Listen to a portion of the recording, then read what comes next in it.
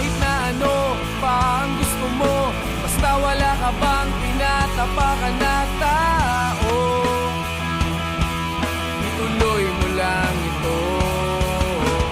Ang mahalaga, ikaw ay masaya. Huwag mong intindihin ang sasabihin ng iba. Sila ang may problema.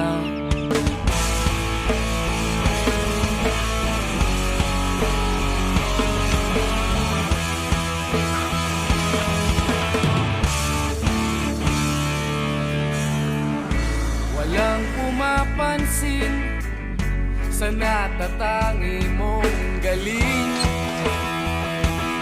Mas madalas ka pang laitin. Pinapakita mo na may silbi ka sa mundo.